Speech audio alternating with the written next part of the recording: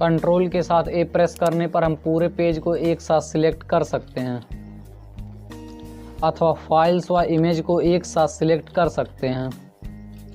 Control के साथ B press करने पर हम लिखे हुए टेक्स्ट को बोल्ड या मोटा कर सकते हैं।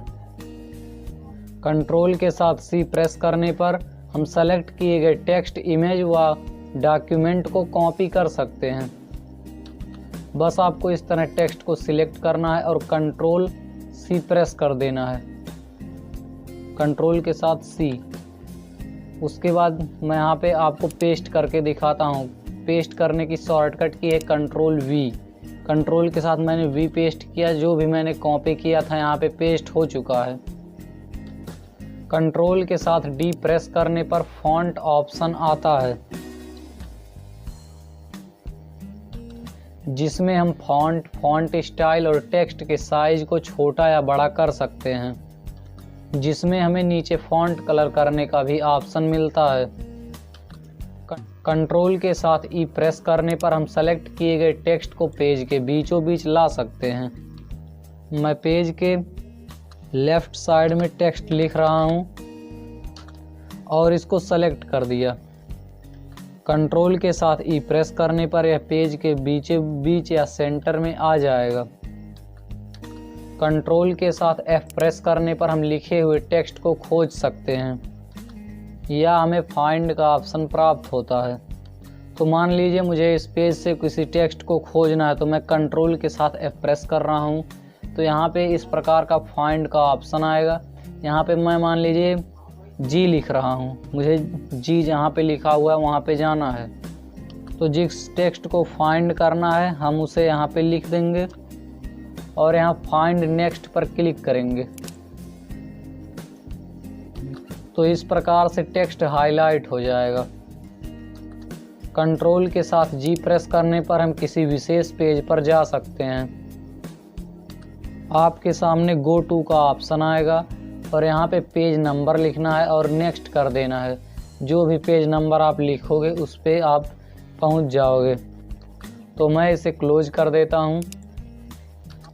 कंट्रोल के साथ एच प्रेस करने पर हम टेक्स्ट की गलतियों को सुधार सकते हैं, जिसमें आपके पास टेक्स्ट को रिप्लेस करने का एक ऑप्शन आएगा।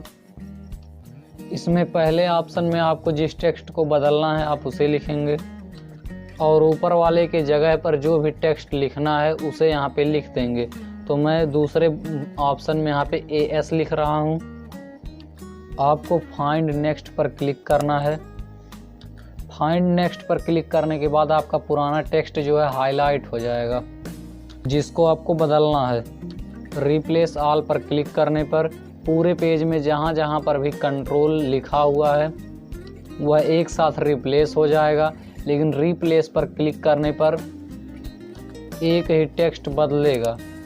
तो यहाँ देखिए AS हो गया, कंट्रोल की जगह पर AS हो गया है।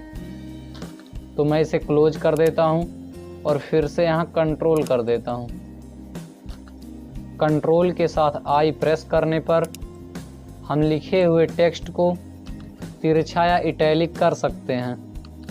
आप टेक्स्ट को सिलेक्ट करेंगे और कंट्रोल के साथ आई प्रेस करेंगे तो यहाँ पे ये देखिए ये टेक्स्ट जो है तिरछा या इटैलिक हो गया है। कंट्रोल के साथ जे प्रेस करने पर हम टेक्स्ट को दोनों तरफ से बराबर कर सकते हैं। वहीं कंट्रोल के साथ के प्रेस करने पर हम डॉक्यूमेंट का लिंक ला सकते हैं, जिसे हम हाइपर लिंक बोलते हैं।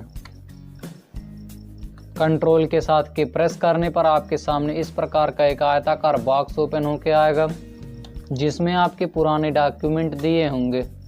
आपको किसी डॉक्यूमेंट को सिलेक्ट करना है और ओके पर क्लिक कर देना है, तो यहाँ पे वह लिंक के रूप में आ जाएगा।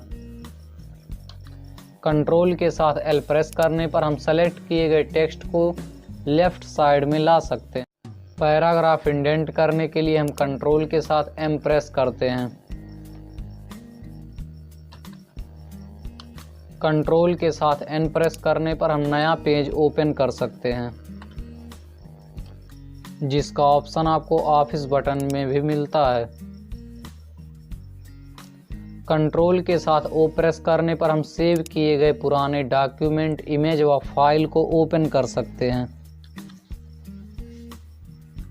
आपके सामने इस प्रकार का बॉक्स ओपन होके आएगा, जिसमें आपको फाइल, इमेज व डॉक्यूमेंट को सिलेक्ट करके ओपन पर क्लिक करना है।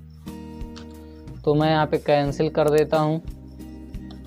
डॉक्यूमेंट को प्रिंट करने के लिए हम Ctrl+P का यूज करते हैं।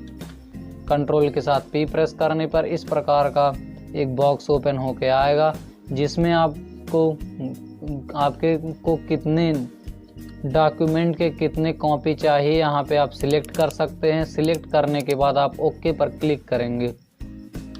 एक्टिव विंडो को बंद करने के लिए हम Ctrl+Q का यूज करते हैं। कंट्रोल के साथ R प्रेस करने पर हम टेक्स्ट को राइट साइड से लिख सकते हैं। आप जो भी टेक्स्ट लिखोगे वो लेफ्ट से राइट की तरफ लिखा जाएगा।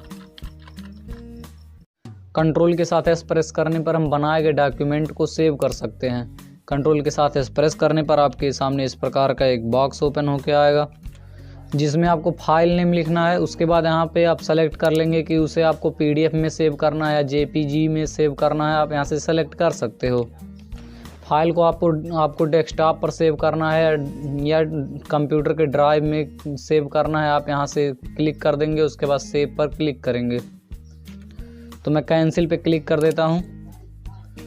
कंट्रोल के साथ T प्रेस करने पर हम रूलर पर टैब ऑप्शन सेट कर सकते हैं।